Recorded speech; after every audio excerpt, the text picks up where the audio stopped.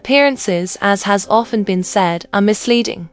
Many a girl in a fur coat, gold-buckled shoes and an expensive Marcel snips ribbon behind a counter. That inoffensive cloud over there may darken and spit forth lightning. Your sweet-faced wife may be plotting to deceive you. Persons go wrong.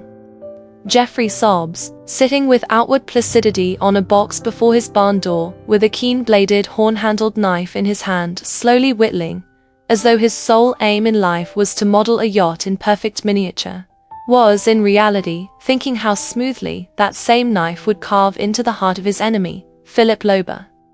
His hate was a black hate, compounded of jealousy, envy, a sense of inferiority, and fear. It had begun 12 years ago when, the two men owning adjoining farms and having been good friends until then, Philip Lober commenced to climb, and Geoffrey sobs to go down. Geoffrey drank, but that was his own affair. Lots of men took a glass now and then, and made money just the same.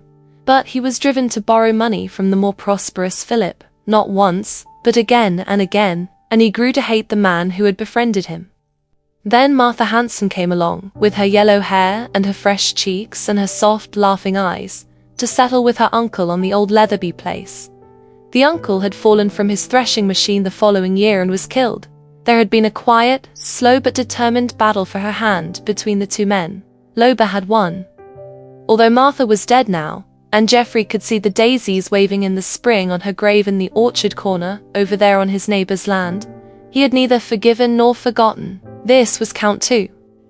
Also, Lober had given him advice about his habits, advice which Geoffrey, growing more and more aloof and bitter-hearted and weasel-faced and grim for the smouldering hate in his heart, considered had been offered with a superior air, Count 3. And Lober had sworn yesterday to have Sobs arrested for stealing a dozen of his fine white leghorns. It was the fear that followed this threat that had started the whittler's brain on its evil scheming. He would kill him, and he wondered why he had not thought of it before. It would be easy. Since his wife's death, Philip Lober had lived alone with only a manservant, who slept, as Geoffrey knew, in a room over the carriage house a few hundred yards from the back door. When the two farmers had been friends, Sobs had often spent the evening talking and smoking with his neighbor. That was before he'd become full of hate and had taken to drink. He knew where his enemies slept, and that there was only a very simple lock on the outside door downstairs. His knife would get through that easily. The hired man, a young, melancholy, but on the whole good-natured Dane, would be in his loft by 8 o'clock, or 9 at the latest. Lober would be sitting by the fire or preparing for bed, dropping his big boots on the floor and yawning widely after the hard day in the fields. The man with the knife would come up behind, speak so that the other would turn. It was part of his design that the enemy should see the hand that struck him down, and the knife would be in his heart before he could cry out. The man in the sun, whittling at the miniature ship, smiled grimly, and with one powerful, vicious plunge of the sharp blade, cut his work in two like a piece of cheese, and flung it aside. His thinking was done. It was a propitiously dark night, black as Geoffrey Sob's soul, and as full of turmoil. A night full of the ows and ahs of wind-tortured trees that bent curiously down to see the man who was going to kill his friend. It was March, and the water in the creek that ran between the two farms was high and noisy, rushing through the darkness as if anxious to be away from the menacing meadows of the little wood and the big dark man who crossed heavily over the uncertain bridge. Some newborn lambs cried pitifully from the sheepfold, and a coyote howled in answer. A streak of moon peered up fearfully and disappeared. Approaching his victim's house, he looked up and saw that the farmhand was moving about in his room, undressing perhaps already, although it was not yet 9. Now he was moving swiftly back and forth, stooping to lift something, passing the window almost at a run. Suddenly, as though he felt the scrutiny of the man outside, he snatched at the blind, and the window was dark. Whatever he was doing, he was up there and out of the way, thought Geoffrey Sobs. My work is here, it will soon be over, and I will be home with my tracks well covered before anything is discovered. I shall be rid of the fool in a little while. How simple a thing murder is, after all. He meditated, as he crept toward the door he had planned to enter, that suspicion would certainly never fasten on him. He had carried his enmity in his heart, like a secret disease, and had confided in nobody. The crime would, no doubt, be laid to the robbers and drifters, who infested the highway into town. He had no fear that he would be caught, only that he might find his enemy alert and waiting, and that the deed might be defeated. There was a light in the kitchen, as he could see through a slit in the door. Try as he might, it was a very difficult thing to raise the lock with his knife without making a sound, but after a full 15 minutes he accomplished it. He opened the door, pushing it in softly and cautiously, inch by inch. A creak. He sprang inside. In the kitchen a lamp was burning, but as far as he could see no one was there. The bedroom perhaps. He strode across the bare floor, looking with quick motions of his head to left and right like a jungle beast who expects death to leap from every shadow. Not a sound in the house. And then he saw the body of Philip Lober, whom he had come to kill, already dead, with a knife jab in his thick red neck and his inert legs sprawling grotesquely. He noticed that the room was in confusion. A chair was overturned, the cloth was dragged partly from the table and lay along the floor, among a litter of broken china. A blackened log lay on the hearthrug as if it had been seized for a weapon. He stood gaping like an idiot with the knife in his hand, and his eyes riveted to the spectacle of his enemies slain. The work he had come to do was done. He could not move. Even when he heard a heavy step approaching, he could only stand helpless on the spot. Albert, the hired man, tall and blond almost to whiteness, with a smooth boyish face and the wide-open, brilliantly blue eyes of a child, came into the room, carrying an old straw suitcase in one hand and his cap in the other. He started on seeing a visitor, and if his face had not yet been already as white as paper he would have paled. "Mr. Saltz, for God's sake, Mr. Saltz." He looked with a shuddering glance at the body of his employer that lay between them. Sobbs put his knife away and said deliberately, "Do you know who killed him?" The man stammered. "But what are you doing here, Mr. Sobbs?" A hard look came over the face of the would-be murderer, but he did not answer. He seemed hunting for words. Suddenly the Dane shut his square jaw with a snap and bright red color flowed into his face.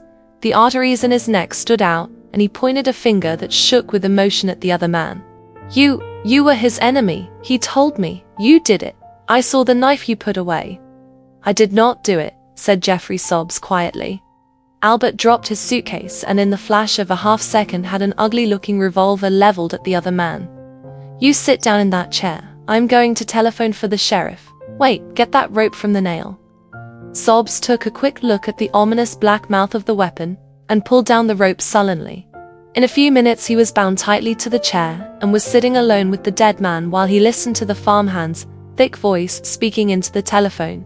He let his head fall to his breast, for suddenly all the energy that had driven him here subsided and left him weary and only desiring rest, sleep.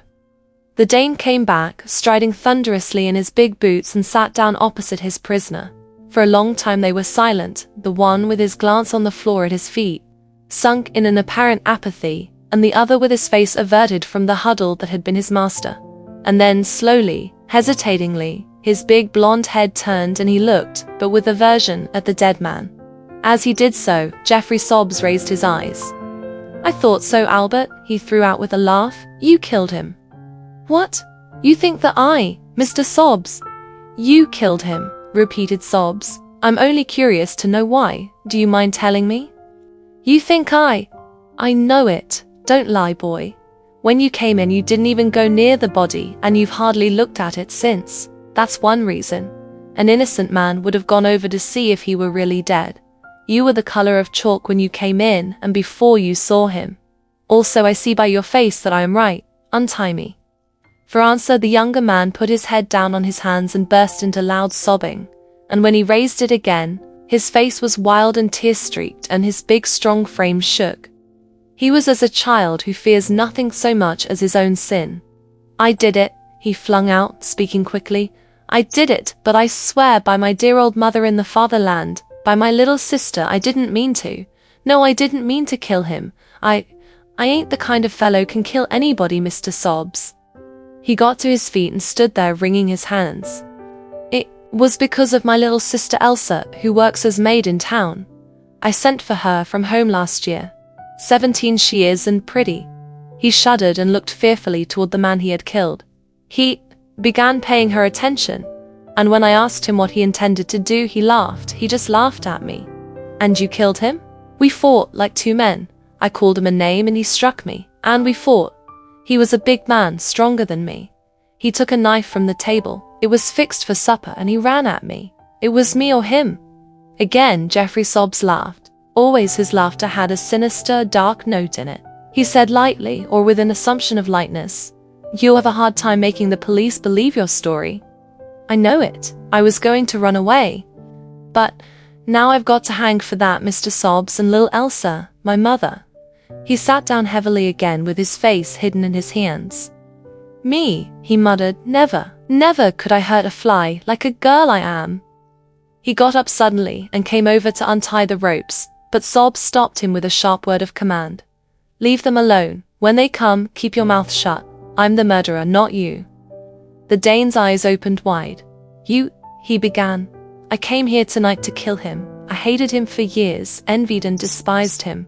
I came with my knife in my hand through the neck of the woods over the bridge, and opened the door with the blade. I planned the whole thing. But for you, my hands will be red now. You killed him in an honest fight over a woman's honor. I wished to put him out of the way because he was richer, more lucky with the women. He lorded it over me. I came to kill him. Can I let you hang, Mr. Sobbs, for what I did? You'll have to, boy, because I left a note home in case anything happened to me. About my property and that. I'll tell them to get it. I'll swear I came to kill him. In my heart, I had committed the crime a dozen times over. The law would say you were the guilty man. But which one of us is a murderer, you or I? Voices and stamping and hurried feet outside, and 3 burly men came in, grim-faced and hard-eyed and determined. They gave quick, comprehending glances about the room, advanced to the man in the chair and unbound him. He stood silently while they put the cold iron circlets around his wrists. He even smiled when the Danes seized his manacled hands and pressed them in a frantic, sobbing goodbye.